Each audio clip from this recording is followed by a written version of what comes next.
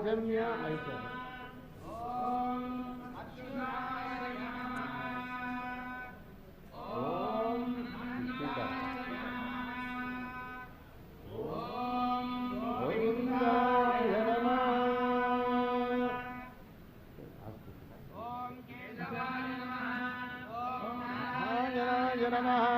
ओम माधवाय नमः ओम गोविंदाय नमः ओम विष्णवे नमः ओम मधुसूदनाय नमः ओम त्रिविक्रमाय नमः ओम वामनाय नमः ओम श्रीधराय नमः ओम ऋषिकेशाय नमः ओम पद्मनाभाय नमः ओम दामोदराय नमः प्राणानायम्य ओम भूः ओम भुवः ओम सुवः ओम महः ओम जरः ओम तपः ओम सत्यं सवितुर्वरेण्यं भर्गो देवस्य धीमहि धियो यो नः प्रचोदयात् ओम भोज्यो धीरसमृतं ब्रह्म भूर्भुवस्य वरो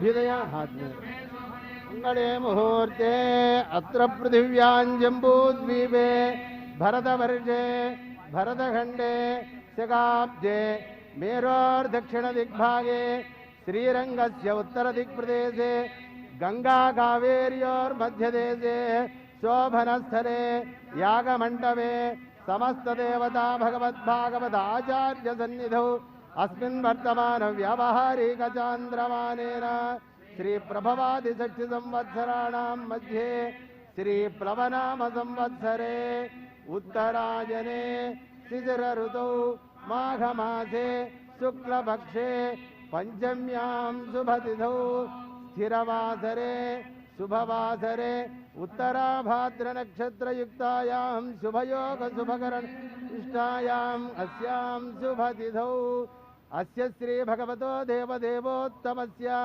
श्रीमदखिलाण्डकोटिब्रह्माण्डनायकस्य देवदेवस्य जगत्कुटुम्बिनः जगद्रक्षणार्थमवतीर्णस्य श्री सीतालक्ष्मणहनुमत्समेत श्रीरामचन्द्रस्वामिनः कृपया श्रीमद्वेदमार्गप्रतिष्ठापनाचार्याणाम् उभयवेदान्तप्रवर्तकाचार्याणाम् श्रीमत्परमहंसपरिव्राजकाचार्याणाम् श्री श्री श्री त्रिदण्डिजन श्रीमन्नारायण रामानुजय्यर स्वामी श्रीचरणानां मंगलासाधनपूर्वकं विश्वशान्त्यर्थं सर्वामय निवारणार्थम् आचार्य सेवा कैंकर्य रूपेण संकल्पित अष्टोत्तरशत दिव्यदेश प्रतिष्ठा प्रयुक्त श्रीमद्भगवद् रामानुज स्वर्णमूर्ति प्रतिष्ठा पूर्वक श्रीमद्भगवद् रामानुज समता मूर्ति स्फूर्ति केंद्र शुभारंभ महोत्सव प्रयुक्त पंचत्रिंशत्युत्तर सहस्रकुंडात्मक श्री लक्ष्मीनारायण यागकर्मणि अस्य यजमानो यजमानस्य काश्यपगोत्रोद्भवस्य अनुराधा नक्षत्रे वृश्चिकरासौ जातस्य नरेन्द्र दामोदरदास मोडी नामधेयस्य सहकुटुम्बस्य च क्षेमस्थैर्य धैर्य वीर्य विजयाभयायुरारोग्य ऐश्वर्य धनधान्यपुत्र भूत्राभिवृद्ध्यर्थं समस्त सन्मंगलावाप्त्यर्थं इष्टकाम्यार्थफलसिद्ध्यर्थं सर्वकार्येषु विजयप्राप्त्यर्थं सार्वभौमाधिकारसिद्ध्यर्थं संकल्पित एकान्निक एककुण्डात्मक श्री विश्वक्सेनेश्वराराधनकर्म संपूर्णता सिद्ध्यर्थं सकल देवता तृप्त्यर्थं पूर्णाहुति होमं करिष्ये। ओम हिरण्यगर्भः समवर्तते सदाधारपृथिवीं यावदेव तस्मै देवाय हविषा विधेम।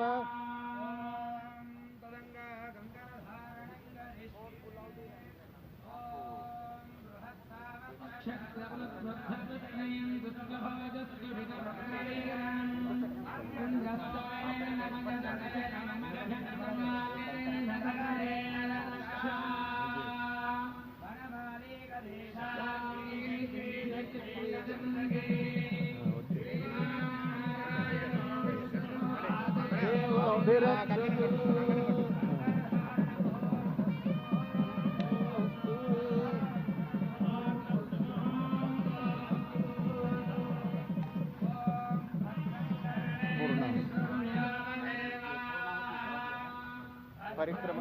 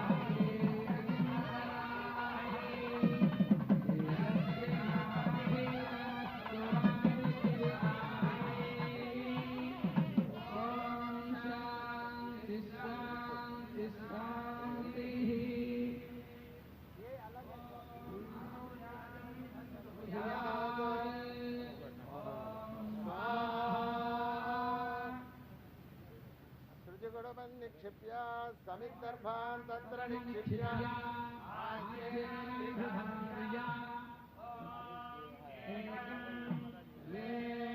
त्रीणि चत्वारि पञ्च षड् सप्त अष्टौ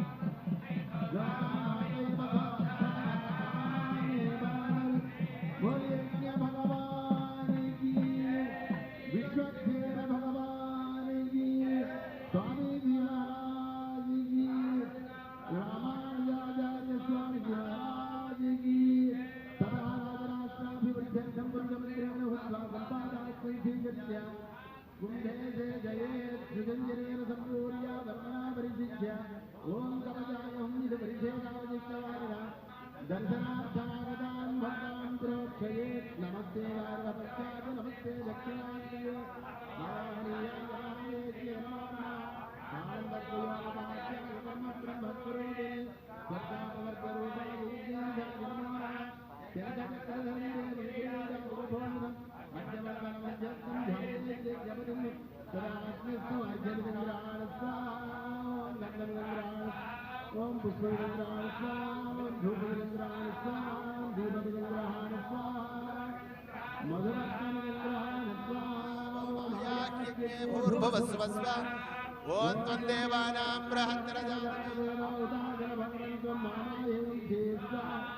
ओम उत्तिष्ठपर्यायजगन्वन्देन्द्रविनं प्रयच्छस्व ओम पतनं यज्ञे भूर्भुवस्व ओम दिदेन्द्रमग्रस्था अनुमतेन्द्रमग्रस्था सरस्वतेन्द्रमग्रस्था देवभवता प्रासायि यस्य स्मृत्याजनामोऽप्यादरो मत्र्यादिषु यूनं सम्पूर्णतां व्याति सद्यो वन्दे तमच्युतं मन्त्रहीनं क्रियाहीनं भक्तिहीनं हुतासना यद्युदन्तमया देव परिपूर्णं तदस्तु ते अनेन यथा सङ्कल्पितो मेन भगवान् सर्वात्मकः अग्निस्थः श्रीमन्नारायणः प्रीयताम् इत्यक्षतोदकं विसृजेत् आसनाद्यन्तपूर्णान्तं हवनं यन्मया कृतं द्रव्यहीनं क्रियाहीनं मन्त्रहीनमभक्तिकं तत्सर्वं क्षम्यतां देवदीनं माम आत्मसात् कुरु सुप्रीतः सुप्रसन्नो वरदो भवतु साष्टाङ्गं प्रणम्य प्रवरमुच्चरेत्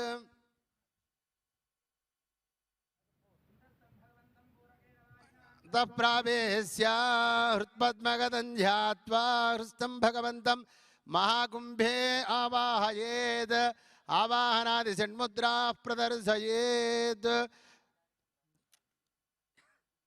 परिस्तरणदेवानुद्वासयेत् संकर्षणाय नमः प्रद्युम्नाय नमः वृद्धाय नमः पुरुषोत्तमाय नमः उपयुक्तकुशान् सर्वानस्तेनादायास्तयुगेन उत्तराग्राणि बन्धयित्वा ओङ्कारं समुदीरयन् आज्यपात्रे मूलान् स्रवगर्ते मध्यान् सृजग्रान् यथाविधिक्रमेण त्रिस्पर्शयित्वा विश्वरूप्यां जुहुयात् ॐ स्वाहा परिधिदेवानुद्वासयेत् ॐ श्रीधराय नमः यग्रीवाय नमः नृसिंहाय नमः यथास्थानमुद्वासयामि दक्षिणोत्तरपरिधिं मध्यमपरिधिं प्रणवेन उपस्पृशन् ओङ्कारं समुदीरयन् परिधित्रयं जुहुयात् आघारसमिधौ च उद्वासयेत् प्रणीतां प्रादक्षिण्येनात्मनोऽग्रे विन्यस्य तत्रस्थं वासुदेवमुद्वास्य प्रोक्षणीजलमहदाय सेचयेत् प्रणीताजले ओं प्राच्यान्दिश वासुदेवो मार्जयतान् दक्षिणस्यान्दिश संकर्षणो मार्जयतान्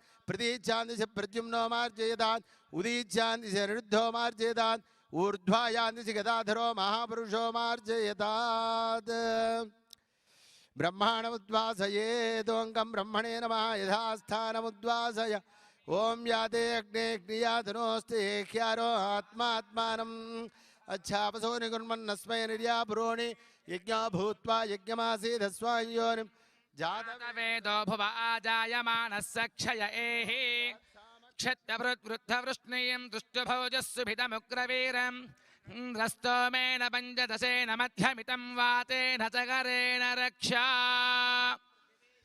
तासाग्निना शान्ता सा मे शान्ता सुजगुं समयते अन्तरिक्षगुं शान्तं तद्वाजुना शान्तं तन्मे शान्तगुं सुजगुं शमयते शान्तिः शान्तिः शान्तिः बृहत्सामक्षत्रवृद्धवृष्णीयं दृष्टभोजस्सुभितमुग्रवीर इन्द्रस्तोमेन पञ्चदशेन मध्यमितं वातेन सगरेण रक्षा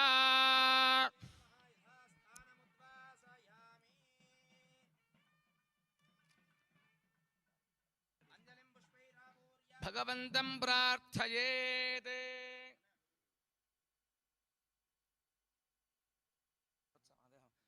ॐ बृहत्सामक्षत्रवृद्धवृष्णीयं दृष्टभोजस्सुभितमुग्रवीर इन्द्रस्तोमेन पञ्चदशेन मध्यमितं वातेन सगरेण रक्षा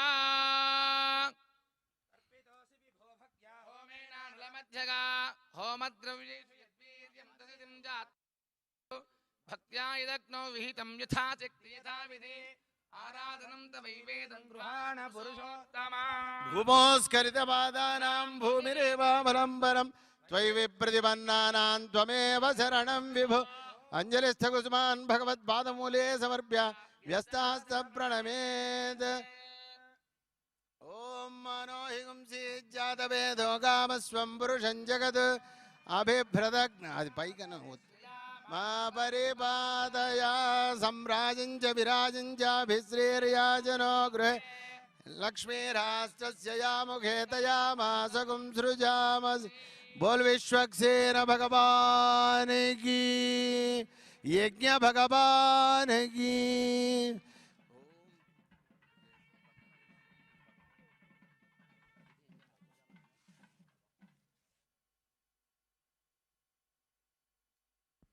ॐ यज्ञेन यज्ञमयजन्त देवास्तानि धर्माणि प्रथमान्यासन् ते हनाकं महिमानः सजन्ते यत्र पूर्वे साध्याः सन्ति देवाः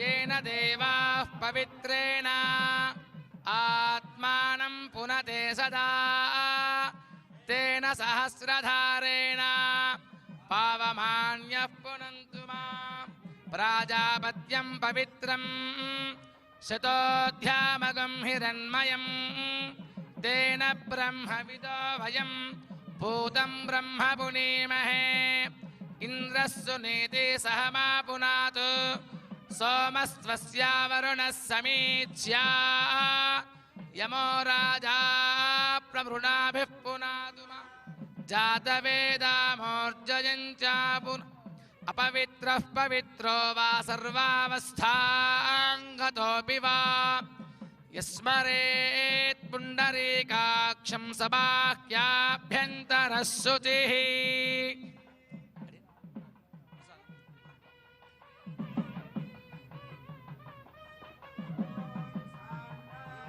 भोज्यं स्वाराज्यं वैराज्यं पारमेष्ठिकं राज्यं महाराज्यमाधिपत्यमयं यशस्कारं बलवन्तं प्रभुत्वन्तमेव राजाधिपतिर्बभूव सङ्गीर्णनागास्वपतिर्नराण सुमङ्गल्यं सततं दीर्घमायोः भवति शतायुः पुरुषस्य तेन्द्रिय आयुष्येवेन्द्रिये प्रतितिष्ठति श्रीर्वर्चस्वमायुष्यमारोग्यमाविधाच्छोभामानं महीयते धान्यं धनं पशुं बहुपुत्रलाभं शतसंवत्सरं दीर्घमायोः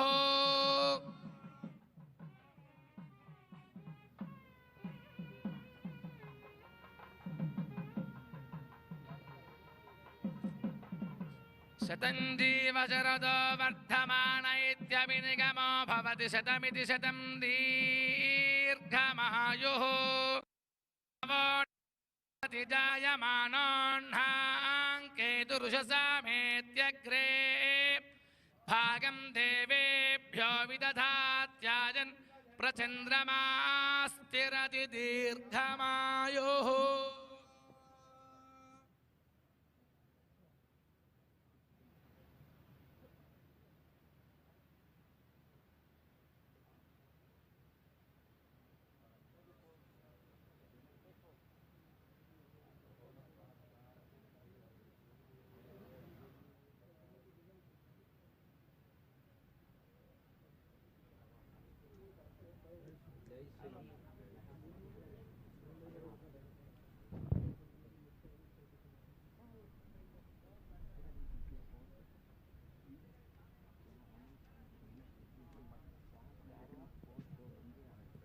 జై శ్రీమన్నారాయణ.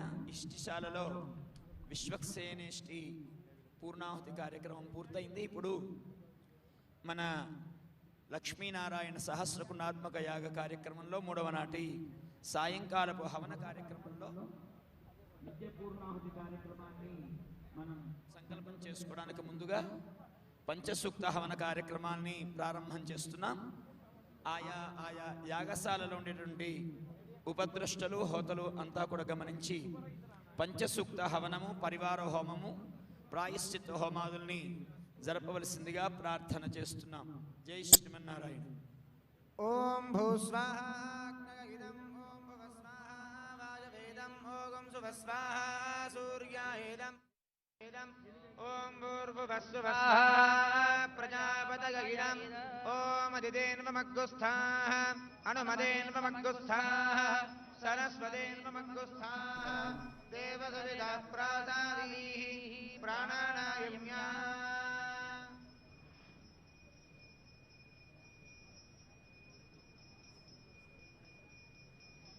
ఓం పూర్వోక్తేవం గుణవిశేషణ విశిష్టాయామస్యాం శుభతిథౌ యథా సంకల్పిత హవనకర్మణి పంచసూక్త హవనం కరిష్యే ఇది సంకల్ప్య ఓం అదితేను మన్యస్వ अनुमदेनु मन्यस्व सरस्वतेनु मन्यस्व देवदविद प्रसुमा चिरुणान् ऋसूक्तेन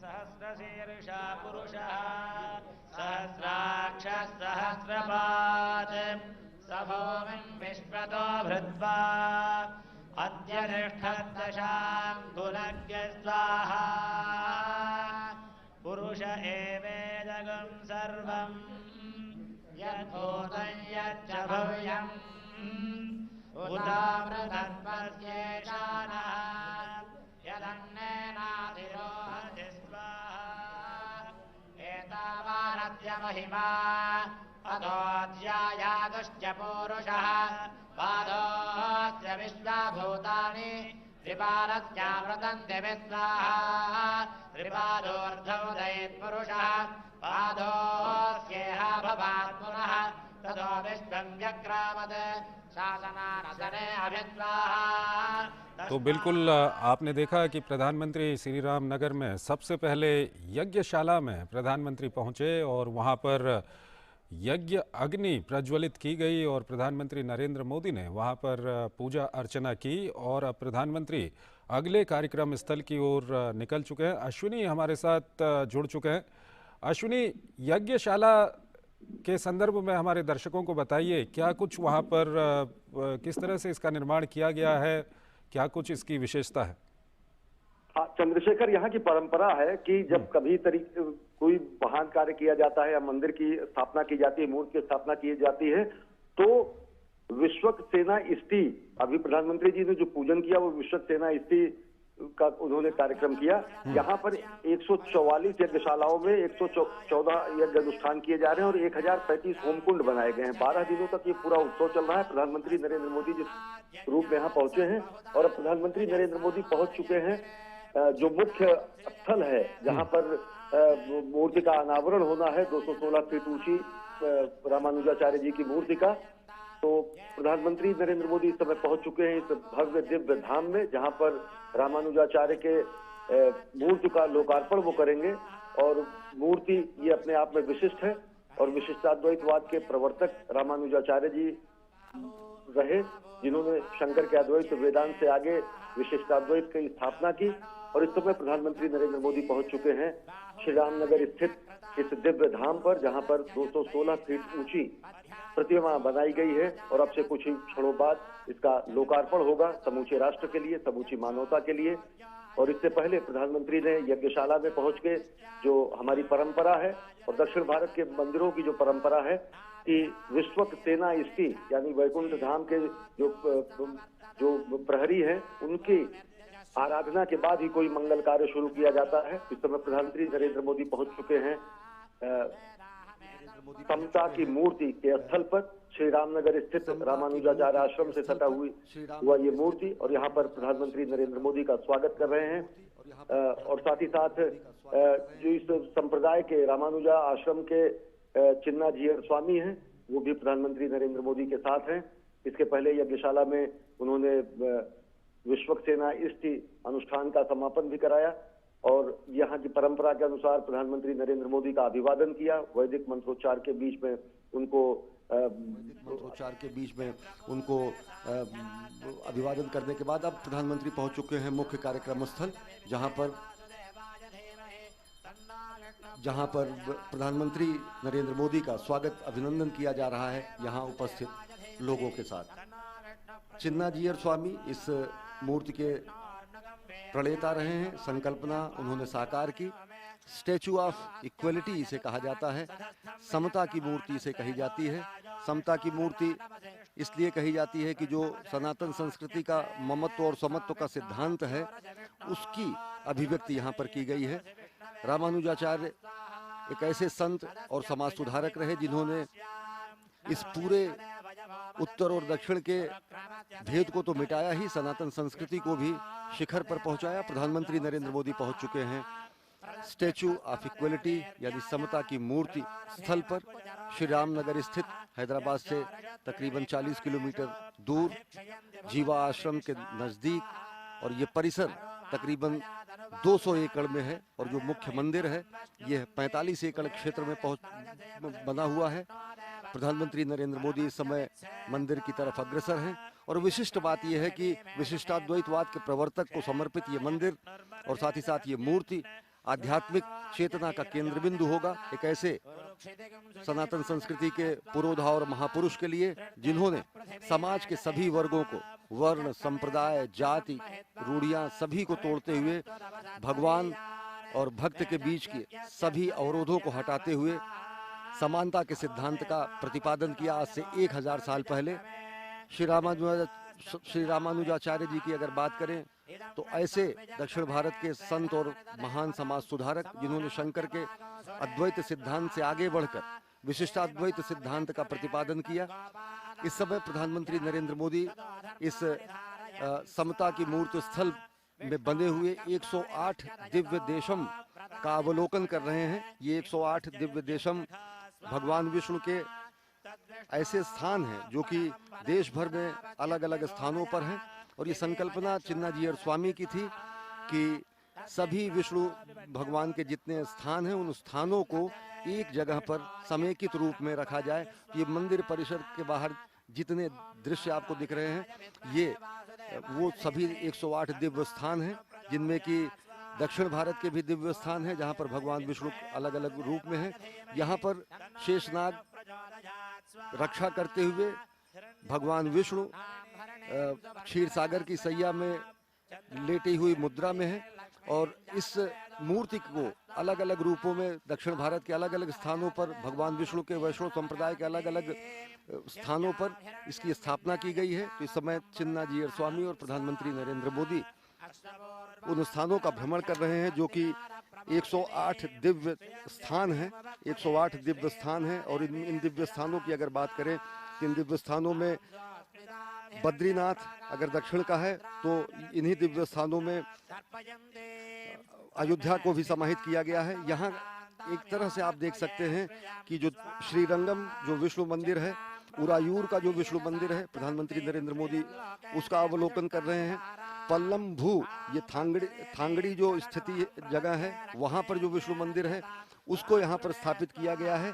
तो ये सभी 108 क्षेत्र जहाँ पर भगवान विष्णु के अलग अलग रूपों को इन मंदिरों में स्थापित किया गया है, उन मंदिरों की संकल्पना को एक ही स्थान पर प्रस्तुत कर देने की कोशिश की गई है और इन सभी 108 क्षेत्रों को 108 दिव्य देशम कहा जाता है। श्रीरंगम विष्णु मंदिर शेषनाग की मुद्रा में जहाँ पे भगवान विष्णु शयन कर रहे थे वो देख चुके हैं प्रधानमंत्री नरेंद्र मोदी। पल्लम्भू मंदिर थांगड़ी देख चुके हैं। अंबिल का जो मंदिर है और साथ ही साथ करम्भुकुल का जो मंदिर है, इन सब मंदिरों को यहाँ पर स्थापित किया गया है और इस मंदिर के जो दिव्य प्रतिमा है 216 फीट ऊंची, उसके चारों तरफ जो परिक्रमा मार्ग सदृश हैं ये सभी 108 मंदिर हैं। इन सभी 108 मंदिरों में भगवान विष्णु की प्रतिमाएं लगी हुई हैं और समेकित रूप में एक ही स्थान पर पहुंचकर यहाँ पर श्रद्धालु विष्णु के सभी रूपों का दर्शन कर सकते हैं, क्योंकि देश भर में फैले हुए इन 108 स्थानों पर अलग अलग जाकर दर्शन करना सबके लिए संभव नहीं होता है। तो सबको एक स्थान पर उसी रूप में स्थापित करने का प्रयास और ये संकल्पना साकार हुई है 108 दिव्य देशम के रूप में।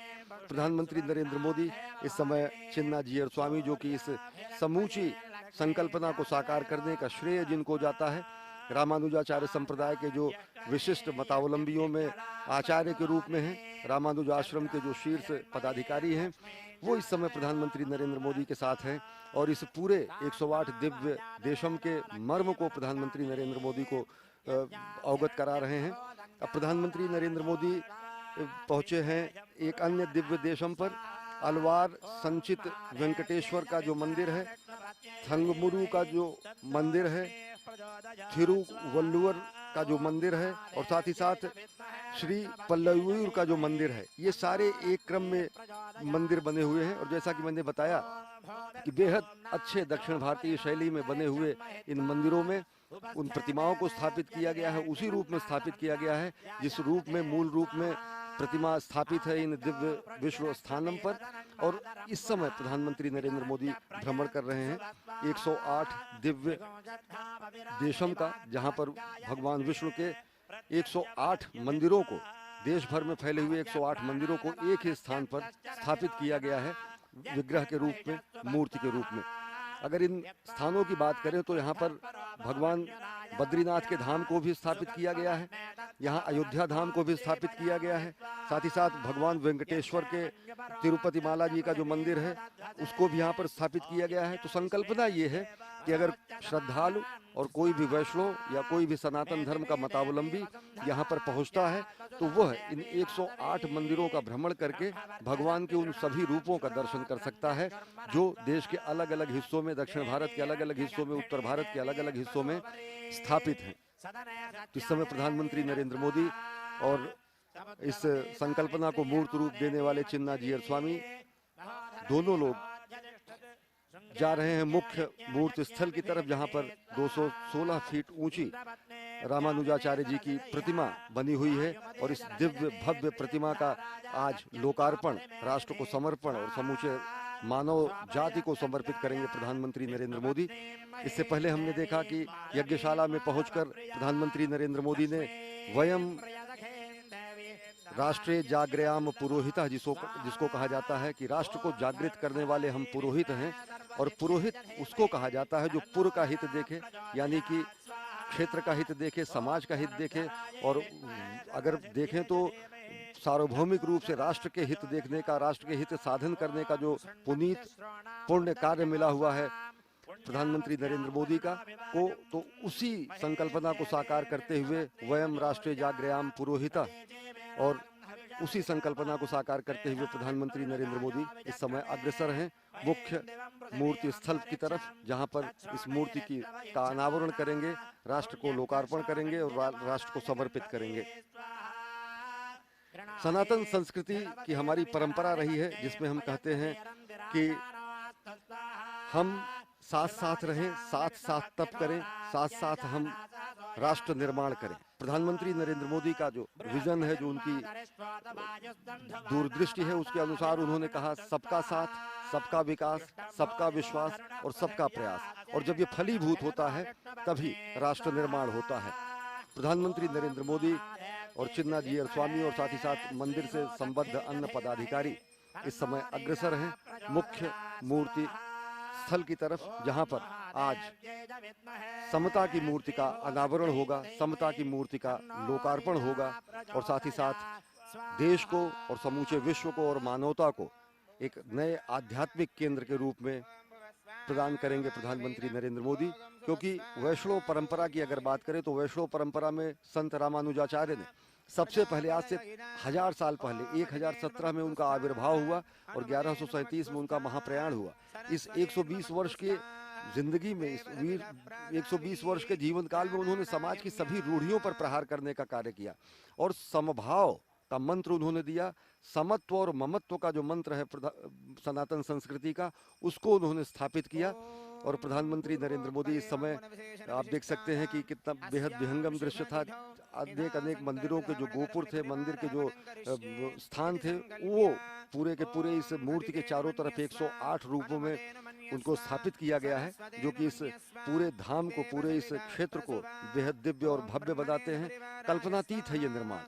और इस समय प्रधानमंत्री नरेंद्र मोदी अग्रसर हैं मुख्य मूर्ति की तरफ, जहां पर वो पहुंचकर आराधना करेंगे और साथ ही साथ अनावरण करेंगे इस भगवान रामानुजाचार्य, जो कि वैष्णव धर्म के महान संत, समाज सुधारक और विशिष्टाद्वैत के जो प्रवर्तक रहे, उनके विराट व्यक्तित्व, विराट कृतित्व के मुताबिक विराट प्रतिमा का आज लोकार्पण होगा, जो कि समूची संस्कृति के लिए, सनातन धर्म के लिए बेहद उपहार और अविस्मरणीय क्षण है। आज के लिए देख सकते हैं कि विविध रंगों से सजाया गया है और इस पूरे परिसर को अगर आप देखें तो लाखों फूलों की प्रजातियों से इसे सुसज्जित किया गया है। और ये पूरा परिसर जो आप देख रहे हैं, ये पूरा कॉरिडोर चारों तरफ अगर देखें तो 108 मंदिर बने हुए हैं, 108 दिव्य देशम बने हुए हैं, और इनके मध्य में 216 फीट ऊंची रामानुजाचार्य जी की प्रतिमा है। वो प्रतिमा जो कि 54 फीट भद्रवेदी, 54 फीट ऊंची भद्रवेदी पर है। और इस प्रतिमा को भी अगर देखें तो ये बेहद नवीन जो टेक्नोलॉजी है, जो तकनीक है, अद्यतन तकनीक और हमारी आध्यात्मिक शक्ति दोनों का सम्मिश्रण है। और इस अद्यतन शक्ति और आध्यात्मिक शक्ति की जो बात प्रधानमंत्री करते हैं, जो प्रधानमंत्री जब कहते हैं कि हम चिर पुरातन और चिर नूतन, नव नूतन और चिर पुरातन, इन सभी चीज़ों को वैज्ञानिक दृष्टिकोण से और तार्किक दृष्टिकोण से उनकी स्थापना करते हुए एक समग्र समावेशी समाज का निर्माण करें। और वही उनके सिद्धांतों में भी दिखता है जब वो कहते हैं कि सबका साथ, सबका विकास, सबका विश्वास और सबका प्रयास। और यहाँ पर आज एक संकल्पना मूर्त रूप होती दिख रही है, तब जबकि यहाँ पर वैष्णव धर्म के महान संत, समाज सुधारक, विशिष्टाद्वैतवाद के प्रवर्तक रामानुजाचार्य के विराट मूर्ति का, विराट व्यक्तित्व एवं कृतित्व को कार्यांजलि देते हुए विराट मूर्ति का आज अनावरण करने के लिए प्रधानमंत्री नरेंद्र मोदी अग्रसर हैं।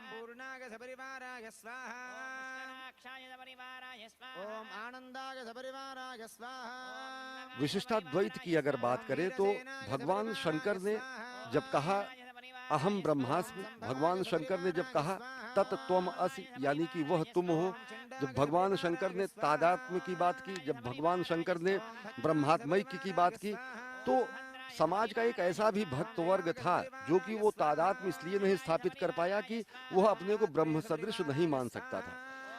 भगवान शंकर के सिद्धांत से आगे अद्वैत के ही सिद्धांत को विशिष्ट करते हुए, विशिष्ट रूप में मानते हुए विशिष्टाद्वैत का प्रवर्तन किया रामानुजाचार्य ने, जिसमें उन्होंने चित और अचित दोनों को सत माना, जिस दोनों की सत्ता को उन्होंने माना। ईश्वर जीव दोनों की सत्ता को मानते हुए, जगत की भी सत्ता को मानते हुए, जगत को मिथ्या नहीं कहते हैं रामानुजाचार्य अपने विशिष्टाद्वैत दर्शन में।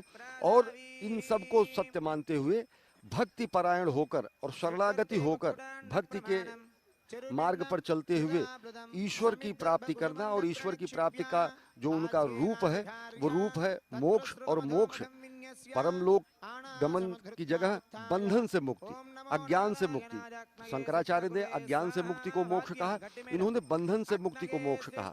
और बंधन से मुक्ति जो है, जो सांसारिक बंधन है, जो सांसारिक कर्म है, जो सांसारिक उपाय हैं, उनसे मुक्ति पाते हुए व्यक्ति को जब मोक्ष मिलता है तो मोक्ष के जो रूप होते हैं, सायुज्य, सामीप्य, सालोक्य, सारूप्य, ये अलग अलग रूप रहे। जबकि व्यक्ति जीव जो है वो अपने को परमात्मा जो परम अंश है, जो अविनाशी है, उसका अपने को अंश मानता हुआ जैसे जल समुद्र में जाकर विलीन हो जाती है और मिल जाती है, इस स्तर का मोक्ष क्या प्रतिपादन रामानुजाचार्य जी ने अपने विशिष्टाद्वैत मत के अंतर्गत किया। और अगर देखें तो हमारी संस्कृति भी ये कहती है, और ये दार्शनिक पक्ष रहा। सामाजिक पक्ष सबसे बड़ा जो रहा, उस सामाजिक पक्ष यह है कि रामानुजाचार्य ने अपने मत के जरिए दक्षिण भारत, उत्तर भारत में आज के 1000 साल पहले ऐसी सामाजिक कुरीतियां भी थी, तब समाज के अनेक वर्गों को मंदिर में प्रवेश का अधिकार नहीं दिया जाता था।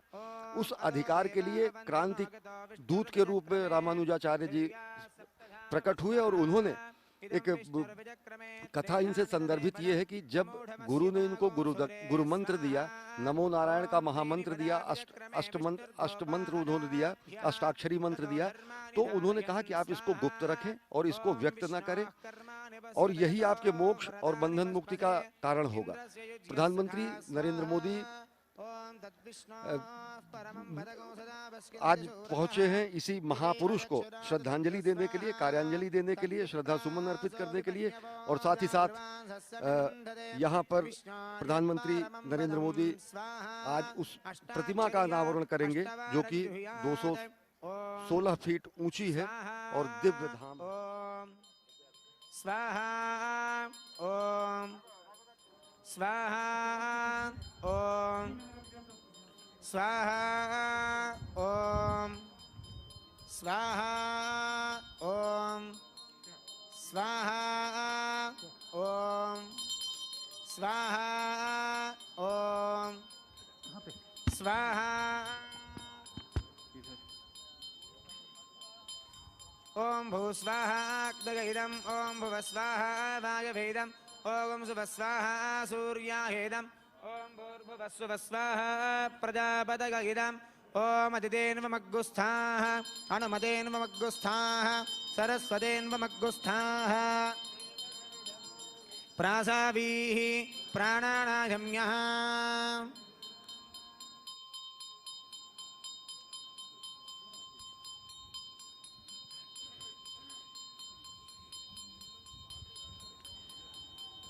ओम पूर्वोक्त एवं गुणविशेषण विशिष्टायाम् अस्यां शुभतिथौ अस्य श्री भगवतो देवदेवोत्तमस्य श्रीमदखिलाण्डकोटिब्रह्माण्डनायकस्य देवदेवस्य जगत्कुटुम्बिनः जगद्रक्षणार्थमवतीर्णस्य ब्रह्मादिसकलमुनिजनसंसेवितस्य श्री सीतालक्ष्मणहनुमत्समेत श्रीरामचन्द्रस्वामिनः कृपया श्रीमद्वेदमार्गप्रतिष्ठापनाचार्याणाम् उभयवेदान्तप्रवर्तकाचार्याणां श्रीमत्परमहंसपरिव्राजकाचार्याणां श्री श्री श्री त्रिदण्डिचिन श्रीमन्नारायण रामानुजय्यर्स्वामि श्रीचरणानां मङ्गलाशासनपूर्वकं लोककल्याणार्थं राजराष्ट्राभिवृद्ध्यर्थं सर्वसम्पत्समृद्ध्यर्थं सर्वामयनिवारणार्थम् अस्मिन् प्रान्ते निवासिनां सर्वासां प्रजानां सर्वेषां प्राणिनां च समस्तमङ्गलावाप्त्यर्थम् आचार्यकैङ्कर्यरूपेण सङ्कल्पित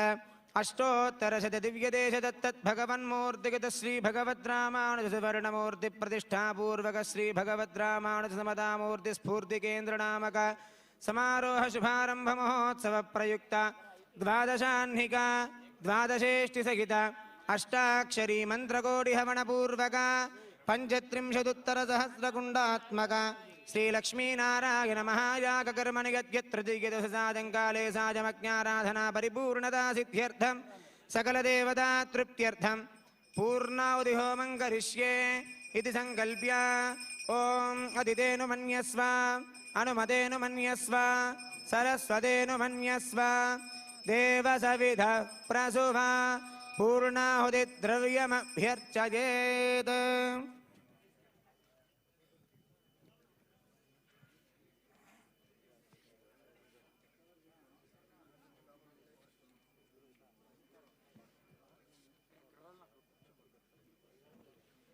జై శ్రీమన్నారాయణ. యాగశాలలో హోతలంతా ఎక్కడి వారు అక్కడే కూర్చోవలసిందిగా సూచన చేస్తున్నాం. ఋత్వికులు కూడా మీ మీ స్థానాలలో కూర్చొని ఉండవలసిందిగా సూచన. జై శ్రీమన్నారాయణ.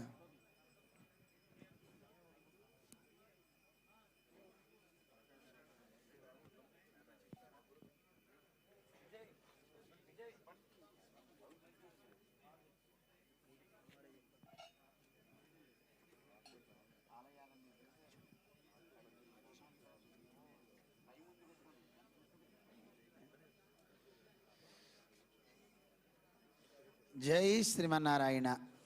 जय जय प्रतिमा के श्रीमन्नारायण. अनावरण के लिए पहुंचेंगे. 216 फीट ऊंची ये प्रतिमा है और 54 फीट ऊंचा भद्रवेदी है.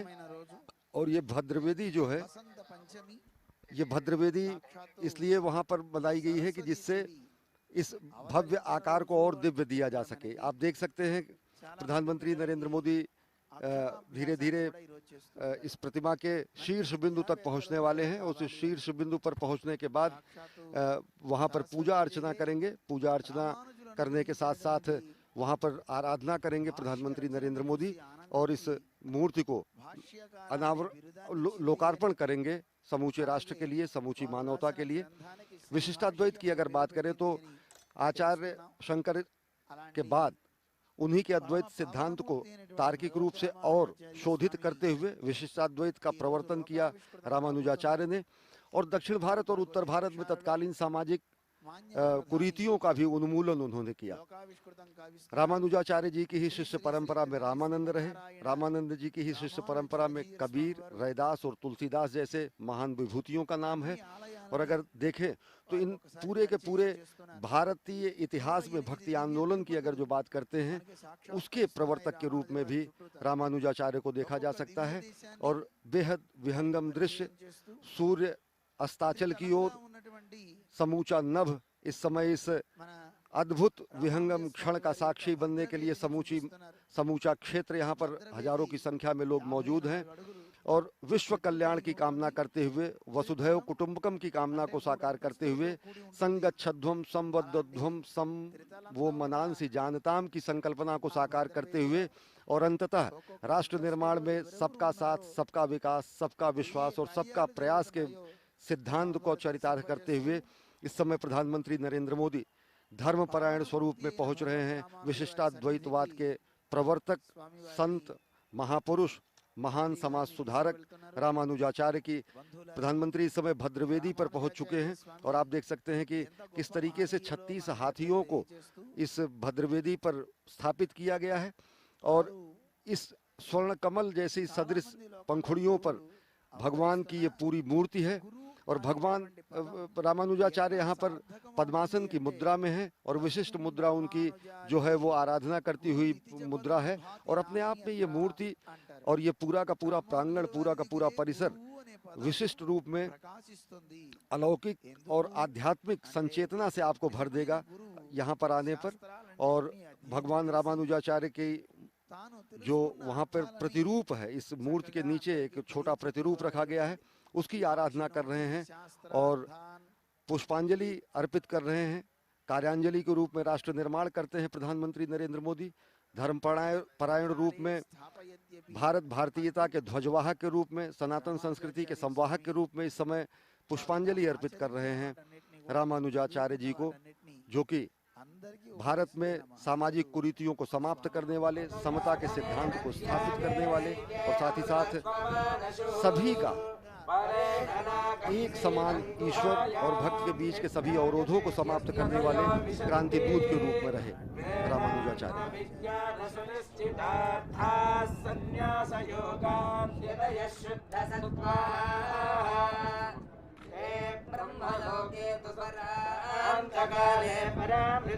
परिमुच्यन्ते सर्वे अग्रं विपाकं परमेश्वरभूतं यत्पुण्डरीकं पुरमध्यसकृस्वम् तत्राविदग्नं गगनं विशोगस्तस्मिन् यदन्तस्तदुपासितव्यम् यद्वेदादौ स्वरप्रोक्तो वेदान्ते च प्रतिष्ठितः तस्य प्रकृतिलीनस्य यः परस्य महेश्वरः।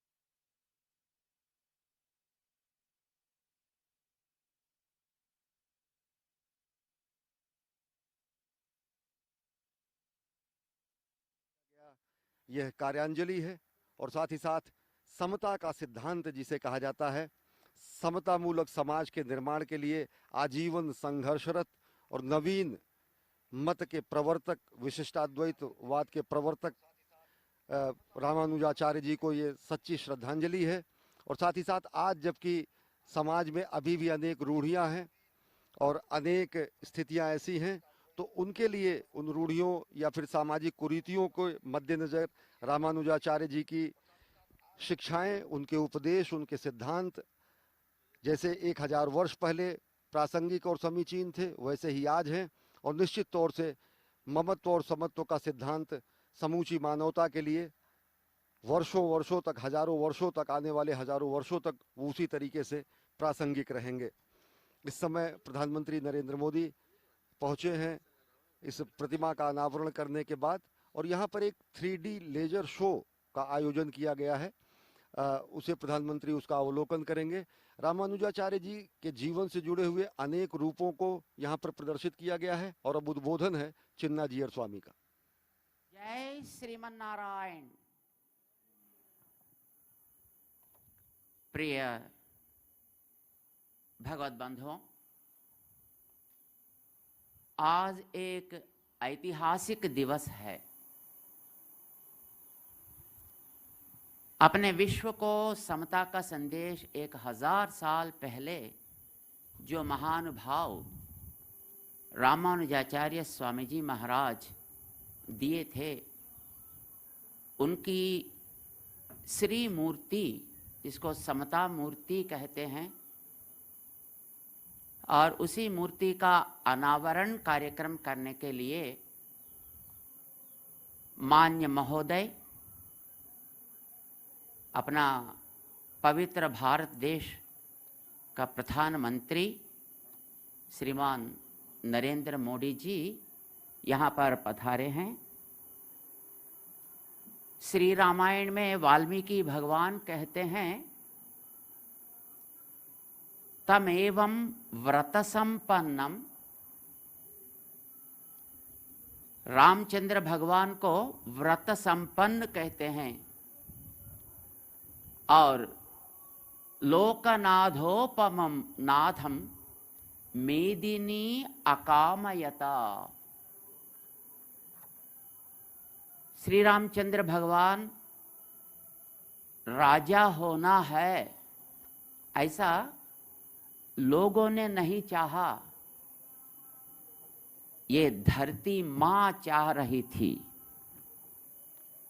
वाल्मीकि भगवान कहते हैं, व्रत संपन्न है ये रामचंद्र और अप्रदृश्य वैभव रहने वाला है। लोकनाथ उपमम, सारा जगत को पालन करने का शक्ति रहने वाला है, ये समझकर माँ, ये भूमि, ये धरती रामचंद्र भगवान को ये मेरा पालक होना है ऐसा चाहती थी। यहाँ पर अभी पधार कर रामानुजाचार्य स्वामी जी महाराज की श्री मूर्ति का अनावरण किए हैं अपना प्रधानमंत्री जी, वैसे ही गुणों से परिपूर्ण हैं। ये भी व्रत संपन्न है। हमने सुना और देखा, जब अमेरिका गए थे दशहरा का समय में, वहाँ पर अपना व्रत नियम के अनुसार 10 दिन भी केवल जलपान करते ही अपना समय को वहाँ पर दिए थे। यानी धर्म का पालन करने में और अपना वैदिक नियमों को पालन करने में ये कटिबद्ध होते हैं। यहाँ पर जब आए, वैदिक कार्यक्रम में भाग लेने के लिए जो वैदिक स्वरूप से रहना है, उसको वो प्रेम से स्वीकार किए हैं, ये भी उनका व्रत निष्ठा को दिखाती है। और श्री रामचंद्र भगवान अप्रदृश्य वैभव रहने वाला है, यानी पराक्रम से जो जो काम करना है उसको अवश्य ही करके दिखा सकेंगे। हमारे प्रीतम प्रधानी नरेंद्र मोदी जी भी अप्रदृश्य है, पराक्रम से देश को अपनी दुनिया में सबसे आगे और सबसे ऊंचाई में रखने के लिए कटिबद्ध होकर अपनी सेना को महत्व और सार्वभौमत्व दिए हैं।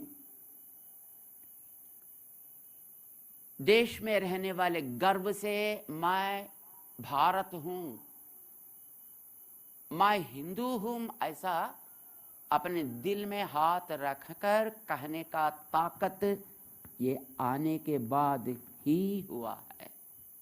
गर्व से अब सिर उठाकर हम रह सकते हैं। न केवल हम, मां भारती भी इनका आगमन के बाद ही काश्मीर रूप अपने सिर को उठाकर मुस्कुराते दर्शन दे रही है। ये इनका अप्रदृश्य शक्ति को दिखाता है।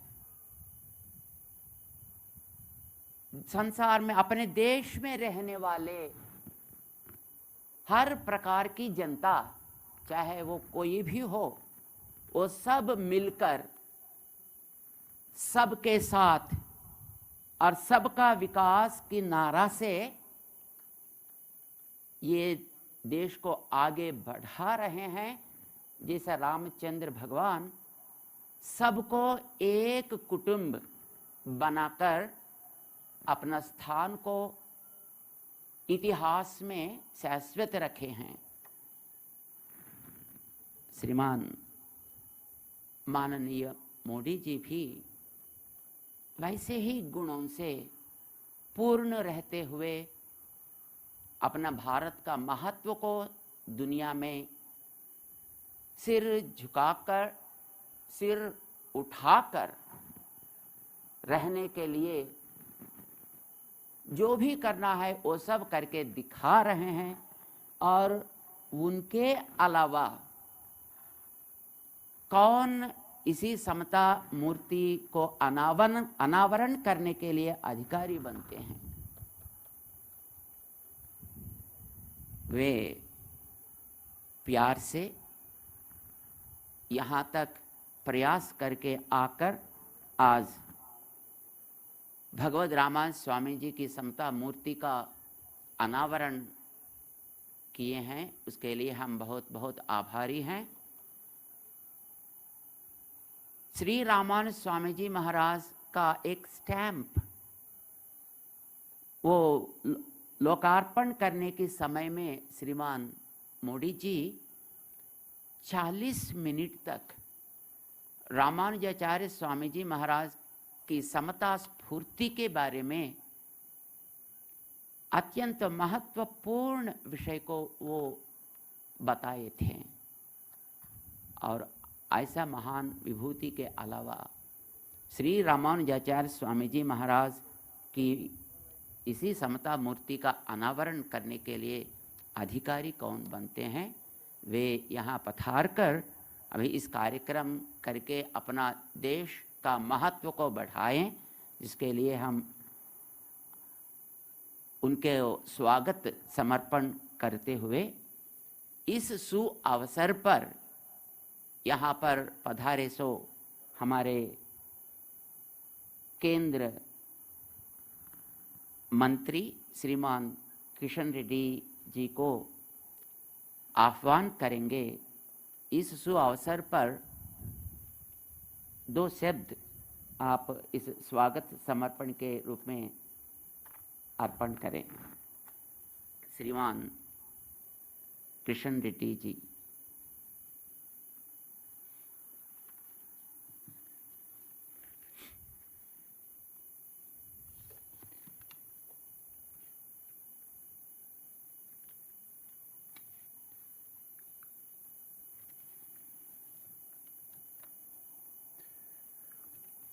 శ్రీ శ్రీ శ్రీ త్రిదండి చిన్నశ్రీయర్ స్వామీజీ పాదపద్మాలకు నమస్కరిస్తూ ఈ యొక్క పూజా కార్యక్రమంలో రామానుజ స్వామి యొక్క విగ్రహ ఆవిష్కరణకు వచ్చినటువంటి గౌరవనీయులు భారత ప్రధానమంత్రి శ్రీ మాననీయ నరేంద్ర మోడీజీ, రాష్ట్ర గవర్నర్ శ్రీమతి తమిళసాయి గారు, పెద్దలు రాజేశ్వరరావు గారు ఎంతెంత అద్భుతంగా ఈ కార్యక్రమ నిర్వహణలో పాల్గొంటున్నటువంటి గౌరవ పెద్దలు, అతిథులు, స్వాములు, పూజారులు, మిగతా కార్యకర్తలు అందరికీ హృదయపూర్వకంగా నమస్కారాలు తెలియజేస్తా ఉన్నాను. సర్వమానవ సౌభ్రాతృత్వానికి భారతీయ సంస్కృతిలో అనాదిగా వస్తున్నటువంటి మరి ఈ యొక్క ప్రధాన లక్షణము. ఈ మధ్య మరి కొంతమంది అనేక రకాలుగా ఈ యొక్క సమాజాన్ని విభజించేటువంటి ప్రయత్నం చేస్తున్నటువంటి నేపథ్యంలో కూడా మనం చూస్తున్నాం. సుమారు 1000 సంవత్సరాల క్రితం జన్మించినటువంటి శ్రీ శ్రీ రామానుజ స్వామి గారు ఆ రోజే మనకు సందేశం ఇవ్వడం జరిగింది. ప్రజలందరూ కూడా ఒకటే, భక్తులందరూ కూడా ఒకటే, వాళ్ళలో ఏ రకమైనటువంటి తారతమ్యం ఉండడానికి వీలు లేదు అనే విషయాన్ని, దైవం ముందు అందరూ సమానులే, మానవ సేవే మాధవ సేవ అని ఆ రోజు రామానుజ స్వామి గారు చెప్పారు. ఇప్పుడు కూడా అది పూర్తిగా మనకు వర్తిస్తుంది. ఈ 1000 సంవత్సరాల తర్వాత కూడా ఆయన చెప్పినటువంటి సందేశము మన సమాజానికి ఉపయోగపడతా ఉంది. మనకందరికీ తెలుసు, ఈరోజు ఆయన స్ఫూర్తితో, రామానుజ స్వామి స్ఫూర్తితో మనమందరం ముందుకెళ్లాల్సిన అవసరం ఉంది.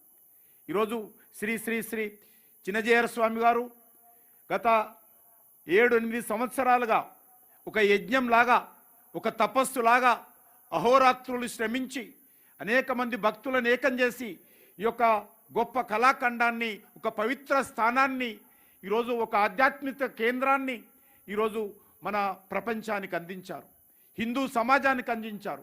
ఈరోజు ప్రపంచంలో ఉన్నటువంటి హిందువులందరూ కూడా ఎంతో సంతోషపడతా ఉన్నారు ఈ యొక్క దివ్యక్షేత్రాన్ని చూసి, ఈ పవిత్ర స్థానాన్ని చూసి, ఈ ఆధ్యాత్మిక కేంద్రాన్ని చూసి.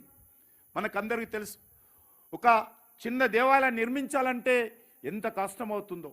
కానీ స్వామీజీ గారు వెంకటేశ్వర స్వామి ఆశీస్సులతో, రామానుజ స్వామి గారి ఆశీస్సులతో, పెద్దలు రామేశ్వరరావు గారి సహకారంతో, మిగతా వాళ్ళ కమిటీ మెంబర్ల సహకారంతో అద్భుతంగా ఎంతో శ్రమించి ఈ కళాఖండాన్ని, ఈ యొక్క దివ్యక్షేత్రాన్ని, ఈ పవిత్ర స్థానాన్ని నిర్మించారు. అటువంటి ఈ కేంద్రాన్ని ప్రారంభించడం కోసం ఇంతకుముందు స్వామీజీ చెప్పారు, నరేంద్ర మోడీ గారు తప్ప ఇంకెవరు అవుతారు అర్హులు అని. వాస్తవమే, నరేంద్ర మోడీ గారు చిన్నప్పటి నుంచి కూడా సమాజంలో మార్పు కోసం ప్రయత్నం చేస్తారు. నరేంద్ర మోడీ గారు తన జీవితంలో అనేక రకాల కష్ట సుఖాలను ఎదుర్కొన్నారు. అనేక రకాల ఈ దేశంలో ఉన్నటువంటి సమాజంలో మార్పు రావాలని కోరుకున్నారు. మీకు తెలుసు, ఇటీవల అలహాబాద్లో మరి మనకందరికీ తెలుసు, గొప్ప కుంభమేళా జరిగింది.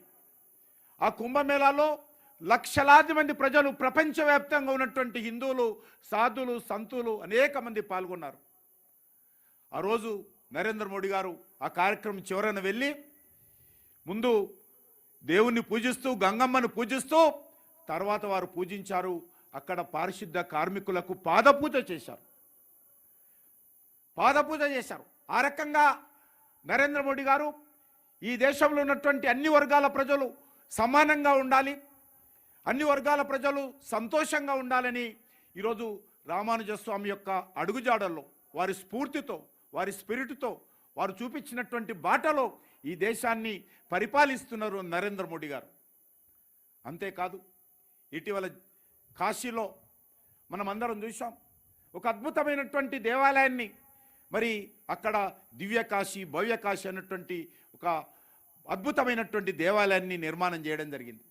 అక్కడ కూడా చాలా తక్కువ సమయంలో ఆ దేవాలయం నిర్మాణం చేసినటువంటి కార్మికులందరినీ కలిసి, వాళ్ళతో కలిసి భోజనం చేశారు నరేంద్ర మోడీ గారు.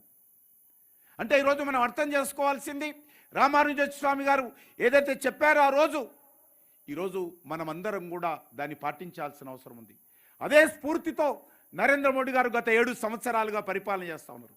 పేద ప్రజలందరికీ ఈరోజు టాయిలెట్ నిర్మాణం చేయాలి, పేద ప్రజలందరికీ బ్యాంక్ అకౌంట్స్ ఇవ్వాలి, పేద ప్రజలందరూ కూడా ఇటీవల కరోనా వచ్చినప్పుడు 2,60,000 కోట్ల రూపాయలతో పేద ప్రజలందరికీ అన్నం పెట్టారు కేంద్ర ప్రభుత్వం తరఫున.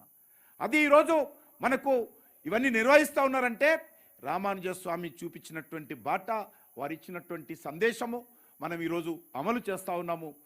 అదేవిధంగా ఈరోజు మరి చిన్నజీయర్ స్వామి గారు అనేకమైనటువంటి ఎడ్యుకేషన్ ఇన్స్టిట్యూషన్స్, విద్యా సంస్థలు, ప్రార్థనా మందిరాలు, దేవాలయాలు గ్రామీణ ప్రాంతాలలో, గిరిజన ప్రాంతాలలో, షెడ్యూల్ క్యాస్ట్ బస్తీలలో, బడుగు బలైన వర్గాల బస్తీలలోకి వెళ్ళి అందరినీ సమానత్వం కోసం, అందరినీ ఐక్యం చేయడం కోసం కృషి చేసినటువంటి గొప్ప మహానుభావుడు. నిజంగా మనకందరికీ ఈరోజు చిన్నజీయర్ స్వామి గారు మనకందరికీ ఇంత భవ్య మందిర నిర్మాణంలో కీలక పాత్ర పోషించి వారి యొక్క మరి ఆలోచన విధానంతో ఈ క్షేత్రాన్ని మనకు అందించడము నిజంగా మనందరము సంతోషపడాల్సిన అవసరము. నేను ప్రత్యేకంగా మనకు తెలుసు స్టాచ్యూ ఆఫ్ మరి యూనిటీ నరేంద్ర మోడీ గారు అహ్మదాబాద్లో సర్దార్ వల్లభాయ్ పటేల్ విగ్రహాన్ని ప్రారంభించారు. ఈరోజు స్టాచ్యూ ఆఫ్ ఈక్వాలిటీ మరి ఇక్కడ మన చిన్నజీయర్ స్వామి గారు ప్రతిష్ఠించారు. మన హైదరాబాద్కు సర్దార్ పటేల్ ఎంత ముఖ్యమో మనకు తెలుసు.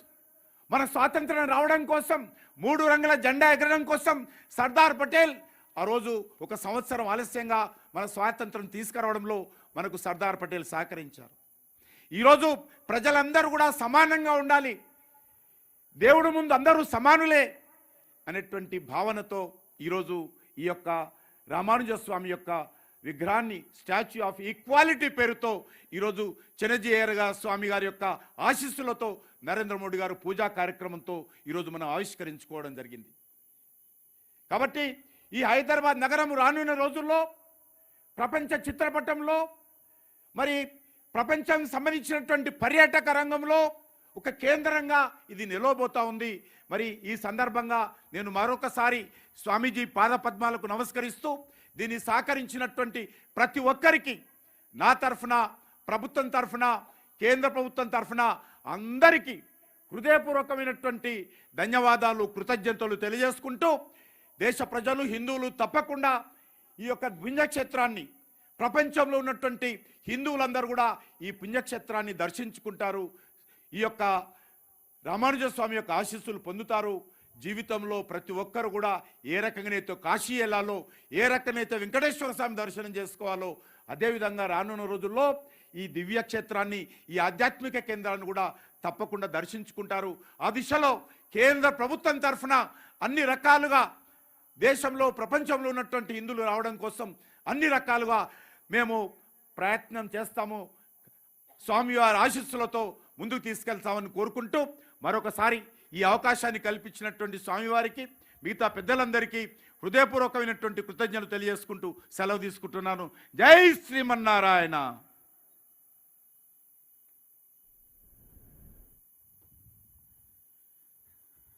जय श्रीमान नारायण श्रीमान किशन रेड्डी साहब, अपना राष्ट्र का प्रथम महिला गवर्नर श्रीमती तमिलिसाई जी यहाँ इस कार्यक्रम का सहभागी बनकर अपने साथ यहाँ पर विराज रहे हैं, उनको भी हम स्वागत समर्पण करते हुए हमारे प्रीतम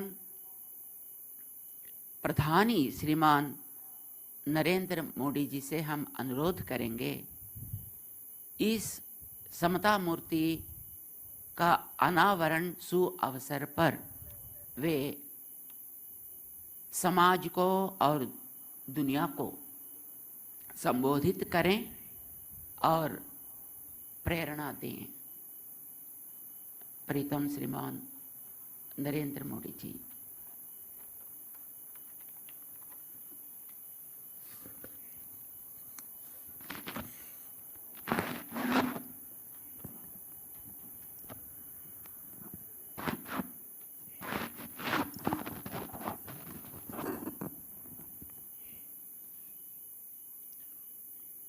ओम असमत गुरुभ्यो नमः।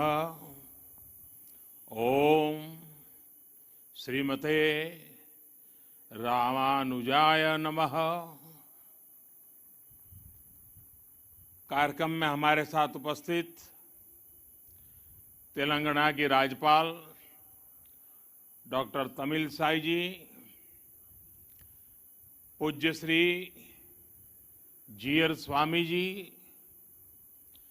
केंद्रीय मंत्रिमंडल के मेरे सहयोगी श्री जी कृष्ण रेड्डी जी, श्रीमान डॉक्टर रामेश्वर राव जी, भागवत विभूतियों से संपन्न सभी पूज्य संतगण,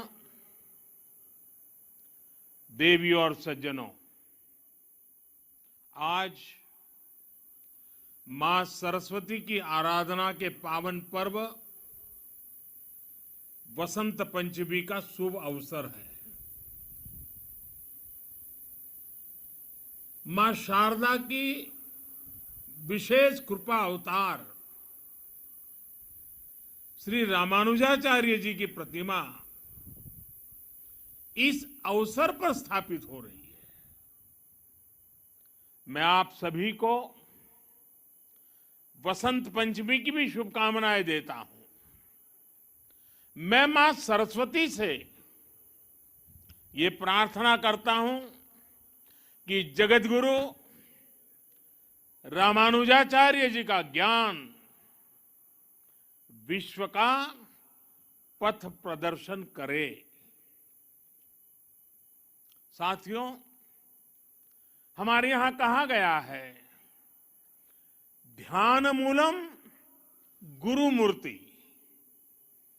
ध्यान मूलम गुरु मूर्ति, अर्थात हमारे गुरु की मूर्ति ही हमारे ध्यान का केंद्र है, क्योंकि गुरु के माध्यम से ही हमारे लिए ज्ञान प्रकट होता है। जो अबोध है हमें उसका बोध होता है। अप्रकट को प्रकट करने की ये प्रेरणा, सूक्ष्म को भी साकार करने का ये संकल्प, यही भारत की परंपरा रही है। हमने हमेशा उन मूल्यों और विचारों को आकार दिया है जो युगों युगों तक मानवता को दिशा दिखा सके।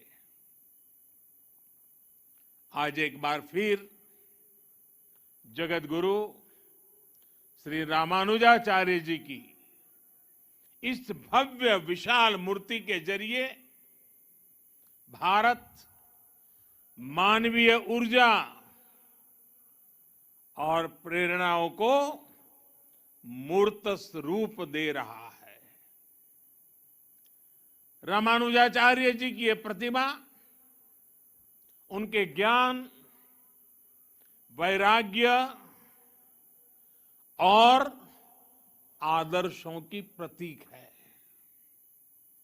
मुझे विश्वास है ये प्रतिमा न केवल आने वाली पीढ़ियों को प्रेरणा देगी, बल्कि भारत की प्राचीन पहचान को भी मजबूत करेगी। मैं आप सभी को, सभी देशवासियों को और पूरे विश्व में फैले रामानुजाचार्य जी के सभी अनुयायियों को इस शुभ अवसर पर अनेक अनेक बधाई देता हूं। साथियों, अभी मैं 108 दिव्य देशम मंदिरों के दर्शन करके आ रहा हूं। आलवार संतों ने जिन 108 दिव्य देशम मंदिरों का दर्शन पूरे भारत में भ्रमण करके किया था, कुछ वैसा ही सौभाग्य मुझे आज श्री रामानुजाचार्य जी की कृपा से यही मिल गया। मानवता के कल्याण का जो यज्ञ उन्होंने 11वीं शताब्दी में शुरू किया था, वही संकल्प यहां 12 दिनों तक विभिन्न अनुष्ठानों में दोहराया जा रहा है। पूज्य श्री जीयर स्वामी जी के स्नेह से आज विश्वक्सेन इष्टि यज्ञ की पूर्णाहुति में शामिल होने का सौभाग्य भी मुझे मिला है। मैं इसके लिए पूज्य जीयर स्वामी जी का विशेष रूप से आभार प्रकट करता हूं। उन्होंने मुझे बताया है कि विश्वक्सेन इष्टि यज्ञ संकल्पों और लक्ष्यों की पूर्ति का यज्ञ है।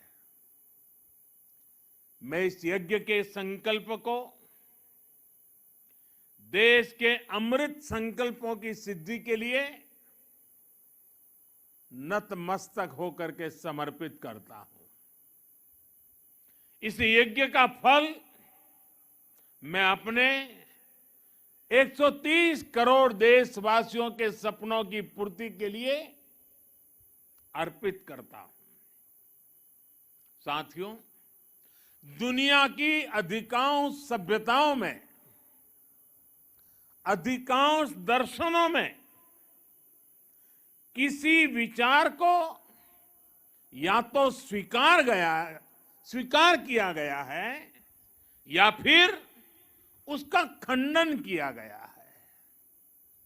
लेकिन भारत एक ऐसा देश है जिसके मनीषियों ने ज्ञान को खंडन, मंडन, स्वीकृति, अस्वीकृति इससे ऊपर ही उठा करके देखा। स्वयं उससे ऊपर उठे, दिव्य दृष्टि से उस विवाद को देखा। हमारे यहां अद्वैत भी है और द्वैत भी है, और इन द्वैत अद्वैत को समाहित करते हुए श्री रामानुजाचार्य जी का विशिष्टाद्वैत भी हमारे लिए प्रेरणा है। रामानुजाचार्य जी के ज्ञान की एक अलग भव्यता है। साधारण दृष्टि से जो विचार परस्पर विरोधाभासी लगते हैं, रामानुजाचार्य जी उन्हें बड़ी सहजता से एक सूत्र में पिरो देते हैं। उनके ज्ञान से, उनकी व्याख्या से सामान्य से सामान्य मानवी भी उससे जुड़ जाता है। आप देखिए, एक और रामानुजाचार्य जी के भाष्यों में ज्ञान की पराकाष्ठा है, तो दूसरी ओर वे भक्ति मार्ग के जनक भी हैं। एक और वो समृद्ध संन्यास परंपरा के संत भी हैं, और दूसरी ओर गीता भाष्य में कर्म के महत्व को भी अत्यंत उत्तम रूप में प्रस्तुत करते हैं। वो खुद भी अपना पूरा जीवन कर्म के लिए समर्पित करते रहे। रामानुजाचार्य जी ने संस्कृत ग्रंथों की भी रचना की और तमिल भाषा को भी भक्ति मार्ग में उतना ही महत्व दिया। आज भी रामानुज परंपरा के मंदिरों में थिरुप्पावाई के पाठ के बिना शायद ही कोई अनुष्ठान पूरा होता हो। साथियों, आज जब दुनिया में सामाजिक सुधारों की बात होती है, प्रगतिशीलता की बात होती है तो माना जाता है कि सुधार जड़ों से दूर जाकर ही होगा। लेकिन जब हम रामानुजाचार्य जी को देखते हैं तो हमें एहसास होता है कि प्रगतिशीलता और प्राचीनता में कोई विरोध नहीं है। ये जरूरी नहीं है कि सुधार के लिए अपनी जड़ों से दूर जाना पड़े, बल्कि जरूरी ये है कि हम अपनी असली जड़ों से जुड़े, अपनी वास्तविक शक्ति से परिचित हो। आज से 1000 साल पहले तो रूढ़ियों का दबाव, अंधविश्वास का दबाव कल्पना के बाहर कितना ज्यादा रहा होगा। लेकिन रामानुजाचार्य जी ने समाज में सुधार के लिए समाज को भारत के असली विचार से परिचित करवाया। उन्होंने दलितों, पिछड़ों को गले लगाया। उस समय जिन जातियों को लेकर कुछ और भावना थी, उन जातियों को उन्होंने विशेष सम्मान दिया। यादवगिरी पर उन्होंने नारायण मंदिर बनवाया, जिसमें दलितों को दर्शन पूजन का अधिकार दिया। रामानुजाचार्य जी ने बताया कि धर्म कहता है न जाति ही कारणम लोके गुणाः कल्याण हेतव। अर्थात संसार में जाति से नहीं, गुणों से कल्याण होता है। रामानुजाचार्य जी के गुरु श्री महापूर्ण जी ने एक बार दूसरी जाति के अपने एक मित्र का अंतिम संस्कार किया था। उस समय रामानुजाचार्य जी ने लोगों को भगवान श्री राम की याद दिलाई थी। उन्होंने कहा कि अगर भगवान राम अपने हाथों से जटायु का अंतिम संस्कार कर सकते हैं तो फिर भेदभाव वाली सोच का आधार धर्म कैसे हो सकता है। ये अपने आप में बहुत बड़ा संदेश है। साथियों, हमारी संस्कृति की ये विशेषता रही है कि सुधार के लिए हमारे समाज के भीतर से ही लोग निकलते हैं। युगों से देखते आइए, समाज में जब भी कुछ बुराई के तत्व फैलने लगते हैं, कोई न कोई महापुरुष हमारी बीच में से पैदा होता है। और ये हजारों वर्षों का अनुभव है कि ऐसे सुधारकों को हमेशा उनके कालखंड में शायद स्वीकृति मिली हो या न मिली हो, चुनौतियां रही हो या न रही हो,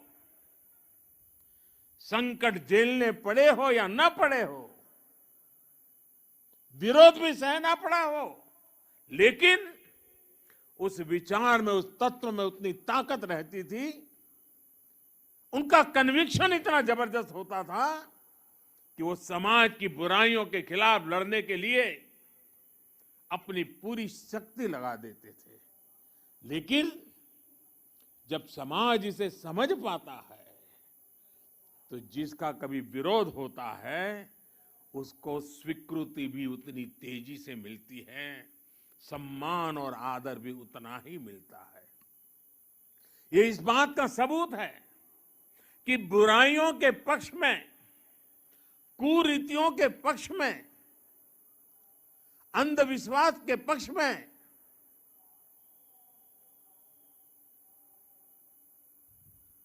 इन जनरल हमारे समाज में सोशल सैंक्शन नहीं होता है।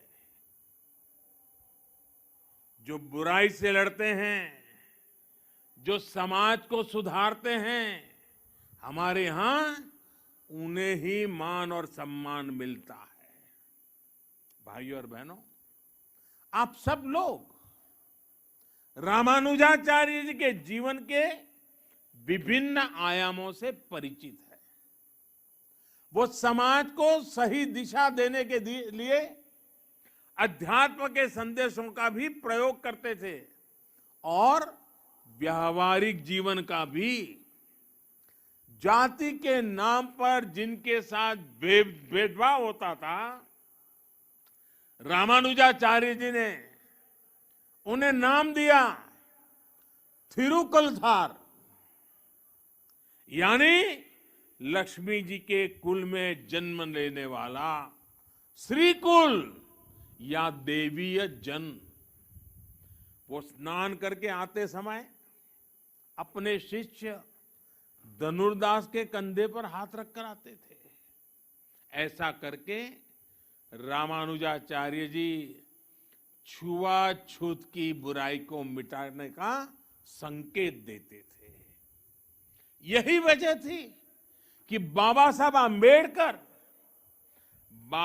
आंबेडकर जैसे समानता के आधुनिक नायक भी रामानुजाचार्य जी की भरपूर प्रशंसा करते थे और समाज को भी कहते थे कि अगर सीखना है तो रामानुजाचार्य जी की शिक्षा से सीखो। और इसलिए आज रामानुजाचार्य जी की विशाल मूर्ति स्टैच्यू ऑफ इक्वालिटी इसके रूप में समानता का संदेश दे रही है।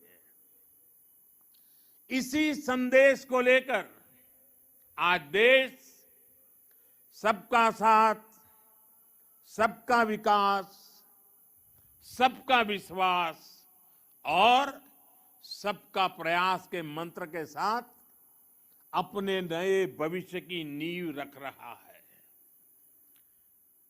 विकास हो, सबका हो, बिना भेदभाव हो। सामाजिक न्याय सबको मिले, बिना भेदभाव मिले।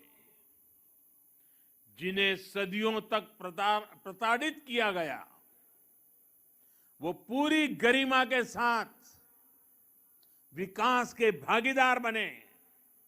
इसके लिए आज का बदलता हुआ भारत एकजुट प्रयास कर रहा है। आज सरकार जो योजनाएं चला रही है, उनका बहुत बड़ा लाभ हमारे दलित पिछड़े भाई बहनों को हो रहा है।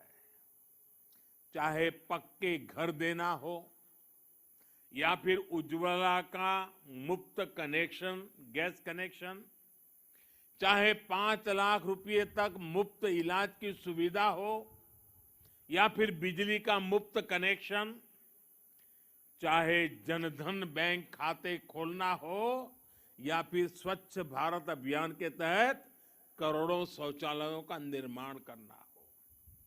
ऐसी योजनाओं ने दलित, पिछड़े, गरीब, शोषित, वंचित सभी का भला किया है। बिना भेदभाव सबको सशक्त किया है।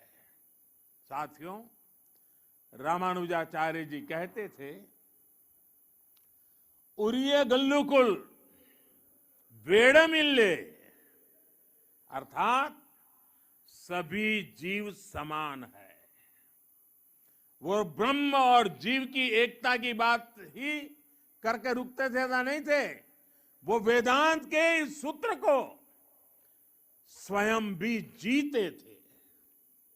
उनके लिए स्वयं में और दूसरों में कोई भेद नहीं था। यहां तक कि उन्हें अपने कल्याण से ज्यादा जीव के कल्याण की चिंता थी। उनके गुरु ने कितने ही प्रयासों के बाद जब उन्हें ज्ञान दिया तो उसे गुप्त रखने के लिए कहा, क्योंकि वो गुरु मंत्र उनके कल्याण का मंत्र था। उन्होंने साधना की थी, तपस्या की थी, जीवन समर्पित किया था और इसलिए ये गुरु मंत्र मिला था। लेकिन रामानुजाचार्य जी की सोच अलग थी। रामानुजाचार्य जी ने कहा, पतिश्चे एक एवाहम, पतिश्चे एक एवाहम, नरके गुरु पातकात्, सर्वे गच्छन्तु भवताम कृपया परमम पदम। यानी मैं अकेला नरक जाऊं तो भी कोई बात नहीं, लेकिन बाकी सबका कल्याण होना चाहिए। इसके बाद उन्होंने मंदिर के शिखर पर चढ़कर हर नारी को वो मंत्र सुनाया, हर नर को वो मंत्र सुनाया जो उनके गुरु ने उन्हें उनके कल्याण के लिए दिया था। समानता का ऐसा अमृत रामानुजाचार्य जी जैसा कोई महापुरुष ही निकाल सकता था, जिसने वेद वेदांत का वास्तविक दर्शन किया हो। साथियों, रामानुजाचार्य जी भारत की एकता, भारत की अखंडता का भी एक प्रदीप्त प्रेरणा है।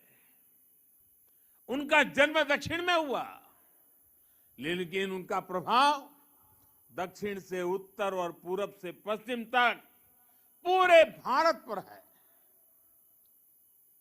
अन्नामाचार्य जी ने तेलुगु में उनकी प्रशंसा की है।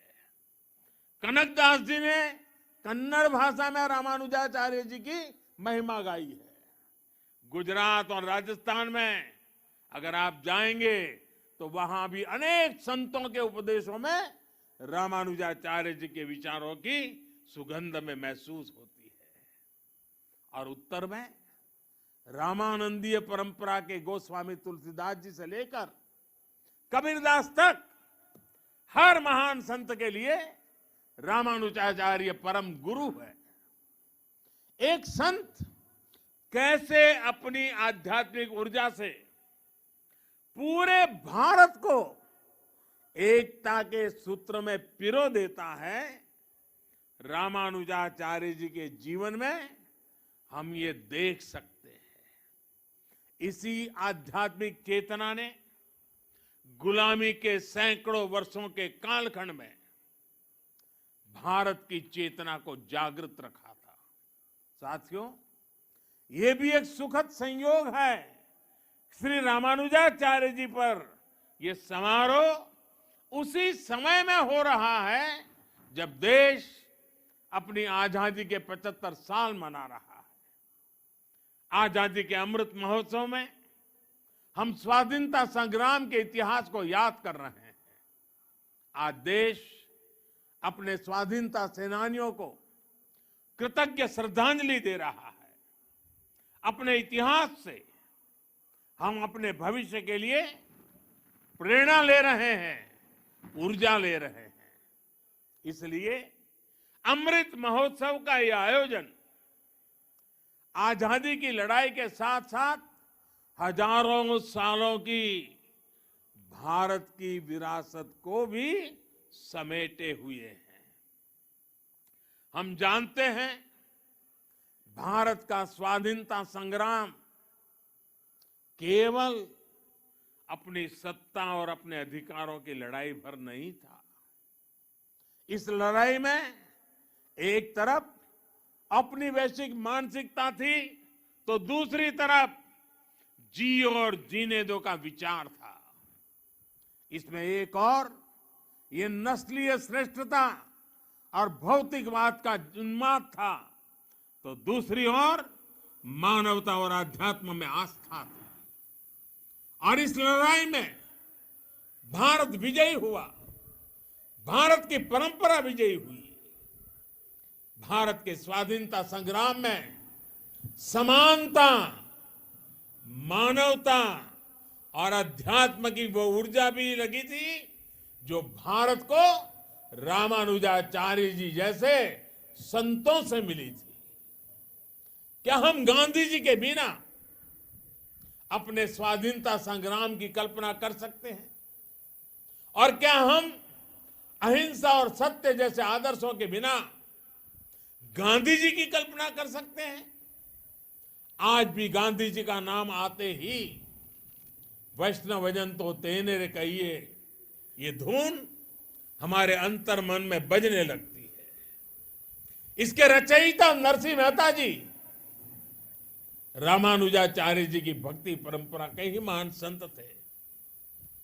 इसलिए हमारी आजादी की लड़ाई को जिस तरह हमारी आध्यात्मिक चेतना ऊर्जा दे रही थी, वही ऊर्जा आजादी के 75 साल में हमारे अमृत संकल्पों को भी मिलनी चाहिए। और आज जब मैं भाग्यनगर में हूं, हैदराबाद में हूं, तो सरदार पटेल जी का विशेष उल्लेख जरूर करूंगा। वैसे किशन रेड्डी जी ने अपने वक्तव्य में बड़ा विस्तार से उसके लिए कहा। भाग्यनगर का कौन ऐसा भाग्यशाली होगा, कौन ऐसा हैदराबादी होगा जो सरदार पटेल की दीर्घ दृष्टि, सरदार पटेल का सामर्थ्य और हैदराबाद के आन बान शान के लिए सरदार साहब की कूटनीति को न जानता हो। आज देश में एक और सरदार साहब की स्टैच्यू ऑफ यूनिटी, एकता की शपथ दोहरा रही है, तो रामानुजाचार्य जी की स्टैच्यू ऑफ इक्वालिटी समानता का संदेश दे रही है। यही एक राष्ट्र के रूप में भारत की चिर पुरातन विशेषता है। हमारी एकता सत्ता या शक्ति की बुनियाद पर नहीं खड़ी होती। हमारी एकता समानता और समादर इस सूत्र से सृजित होती है। और साथियों, आज जब मैं तेलंगाना में हूं तो इस बात का जिक्र भी जरूर करूंगा कि कैसे तेलुगु कल्चर ने भारत की विविधता को सशक्त किया है। तेलुगु कल्चर की जड़ों का विस्तार सदियों में फैला हुआ है। अनेक महान राजा रानियां इसके ध्वजवाहक रहे हैं। सातवाहन हो, काकातिया हो या विजयनगर साम्राज्य, सभी ने तेलुगु संस्कृति की पताका को बुलंद किया। महान कवियों ने तेलुगु संस्कृति को समृद्ध किया है। पिछले वर्ष ही तेलंगाना में स्थित 13वीं शताब्दी के काकातिया रुद्रेश्वर रामाप्पा मंदिर को यूनेस्को विश्व धरोहर स्थल घोषित किया गया है। वर्ल्ड टूरिज्म ऑर्गेनाइजेशन ने पोचमपल्ली को भी भारत के सबसे बेहतरीन टूरिज्म विलेज का दर्जा दिया है। पोचमपल्ली की महिलाओं का हुनर पोचमपल्ली साड़ियां के रूप में विश्व विख्यात है। ये वो संस्कृति है जिसने हमें हमेशा सद्भाव, भाईचारा और नारी शक्ति का सम्मान करना सिखाया है। तेलुगु संस्कृति की इस गौरवशाली परंपरा को आज तेलुगु फिल्म इंडस्ट्री भी पूरे आन बान शान से आगे बढ़ा रही है। तेलुगु सिनेमा का दायरा सिर्फ उतना ही नहीं है जहां तेलुगु बोली जाती है, इसका विस्तार पूरे विश्व में है। सिल्वर स्क्रीन से लेकर ओटीटी प्लेटफॉर्म्स तक इस क्रिएटिविटी की चर्चा छाई हुई है। भारत के बाहर भी खूब प्रशंसा हो रही है।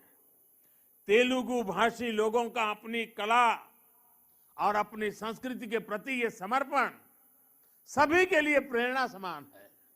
साथियों, आजादी के 75वें वर्ष में इस अमृत काल में श्री रामानुजाचार्य जी की ये प्रतिमा प्रत्येक देशवासी को निरंतर प्रेरित करेगी। मुझे पूरा भरोसा है आजादी के अमृत काल में हम उन कुरीतियों को भी पूरी तरह समाप्त कर पाएंगे जिन्हें खत्म करने के लिए श्री रामानुजाचार्य जी ने समाज को जागृत किया था। इसी भाव के साथ पूज्य स्वामी जी का आदर पूर्वक धन्यवाद करते हुए इस पवित्र अवसर में हिस्सेदार बनने के लिए आपने मुझे अवसर दिया। मैं आपका बहुत आभारी हूं। विश्व भर में फैले हुए प्रभु रामानुजाचार्य जी के विचारों से प्रभावित प्रेरित हर किसी को मैं अनेक अनेक शुभकामनाएं देता हूं। मेरी वाणी को विराम देता हूं। आप सबका बहुत बहुत धन्यवाद।